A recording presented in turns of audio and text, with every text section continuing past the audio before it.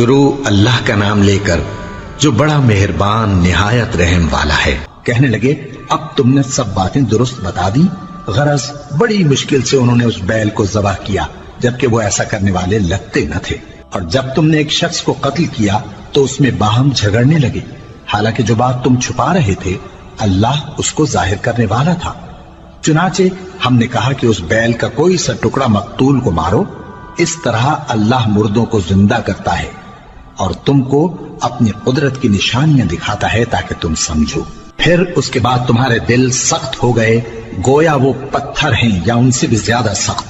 اور پتھر تو بعضے ایسے ہوتے ہیں کہ ان میں سے چشمے پھوٹ نکلتے ہیں، اور بعضے ایسے ہوتے ہیں کہ پھٹ جاتے ہیں اور ان میں سے پانی نکلنے لگتا ہے،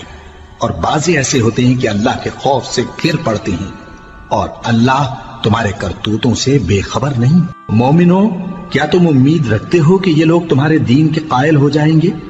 حالانکہ ان میں سے کچھ لوگ کلام اللہ یعنی تورات کو سنتے پھر اس کے سمجھ لینے کے بعد اس کو جان بوجھ کر بدل دیتے رہے ہیں، اور یہ لوگ جب مومنوں سے ملتے ہیں تو کہتے ہیں ہم ایمان لے آئے ہیں، اور جس وقت تنہائی میں ایک دوسرے سے ملتے ہیں تو کہتے ہیں جو بات اللہ نے تم پر ظاہر فرمائی ہے وہ تم ان کو اس لیے بتائے دیتے ہو کہ قیامت کے دن اسی کے حوالے سے تمہارے پروردگار کے سامنے تم کو الزام دیں۔ کیا تم سمجھتے نہیں؟ کیا یہ لوگ یہ نہیں جانتے کہ جو کچھ یہ چھپاتے اور جو کچھ ظاہر کرتے ہیں اللہ کو سب معلوم ہے؟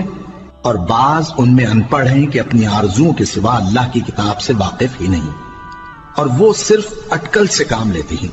سو ان لوگوں پر افسوس ہے جو اپنے ہاتھ سے کتاب لکھتے ہیں اور کہتے یہ ہیں کہ یہ اللہ کے پاس سے آئی ہے تاکہ اس کے عوض تھوڑی سی قیمت یعنی دنیاوی منفعت حاصل کریں۔ سو ان پر افسوس ہے اس لیے کہ بے اصل باتیں اپنے ہاتھ سے لکھتے ہیں،